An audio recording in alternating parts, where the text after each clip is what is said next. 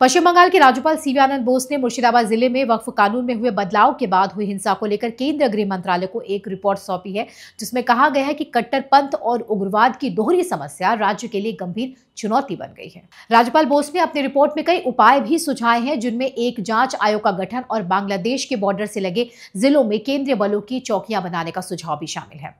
Indian express के मुताबिक राज्यपाल ने अपनी रिपोर्ट में कहा है कि बांग्लादेश से सटे जिलों मुर्शिदाबाद और मालदा में स्थिति चिंताजनक है।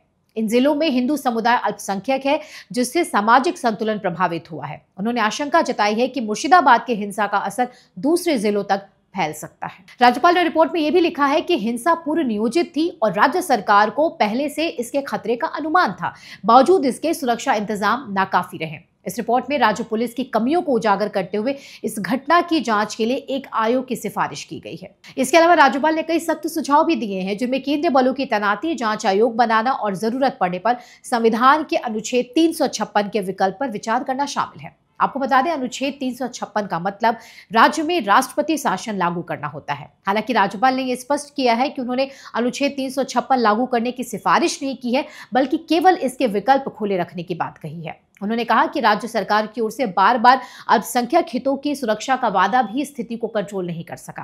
हालांकि राज्य सरकार की ओर से अल्पसंख्यकों के हितों की रक्षा की बात हिंसा के बाद की गई, उसके पहले राज्य के मुख्यमंत्री से लेकर सत्ताधारी दल के अन्य नेताओं ने अल्पसंख्यकों को भड़काने के लिए वक्तव्य दिए।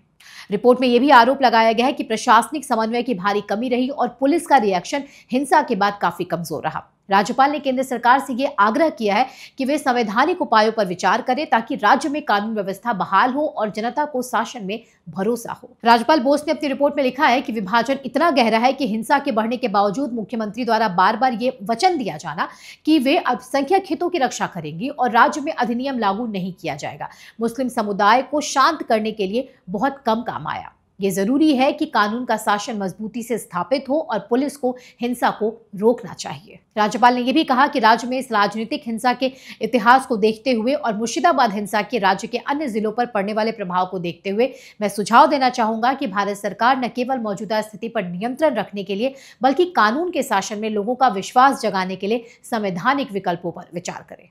आपको जानकारी है कि अप्रैल महीने के दूसरे हफ्ते में यानी 11-12 अप्रैल को वक्फ बिल के खिलाफ पश्चिम बंगाल के मुर्शिदाबाद जिले में हिंसा हुई थी, जिसमें हिंदुओं के घरों और दुकानों को कट्टरपंथियों ने बर्बाद कर दिया था। कितने हिंदू परिवारों को जान बचाने के लिए अपने घर से पलायन कर दूसरे शहरों, यहां तक कि दूसरे राज्यों तक में भागना पड़ा था, जिनमें से कई हिंदू परिवार अब तक अपने घर नहीं लौटे हैं। इस हिंसा में 3 लोगों की हत्या कर दी गई थी, जबकि कई लोग घायल हुए थे। मुर्शिदाबाद हिंसा की गंभीरता को देखते हुए राज्यपाल ने खुद पिछले महीने मुर्शिदाबाद का दौरा किया था। उन्होंने वहां पीड़ितों से मुलाकात की थी। जमीनी हकीकत जानने के बाद राज्यपाल ने केंद्र को अपनी रिपोर्ट सौंपी है। अब जहां राज्यपाल द्वारा केंद्र को मुर्शिदाबाद हिंसा पर रिपोर्ट सौंप दी गई है, उसके बाद से लगता है राज्य की मुख्यमंत्री ममता बनर्जी भी काफी दबाव में दिख रही हैं और शायद यही कारण है कि सोमवार और मंगलवार को यानी आज 5 मई से ममता बनर्जी मुर्शिदाबाद के दौरे पर हैं। जाहिर है राज्यपाल ने अपनी रिपोर्ट में जो हालात बताए हैं, उसके आसपास ममता बनर्जी का मुर्शिदाबाद दौरा कई सवालों को जन्म देता है। सवाल यह कि मुर्शिदाबाद हिंसा को अब 1 महीने पूरे हो जाएंगे, क्या राज्य का एक जिला जो हिंसा की आग में जल रहा था, वहां जाने के लिए ममता बनर्जी को समय ही नहीं मिला?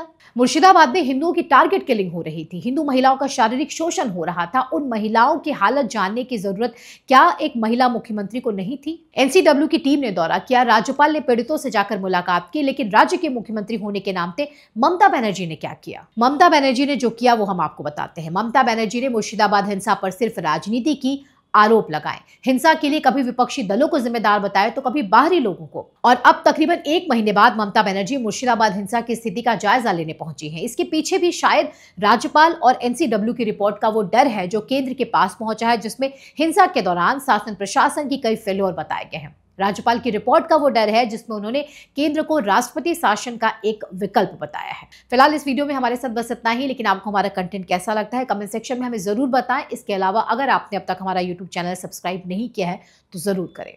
जय हिंद।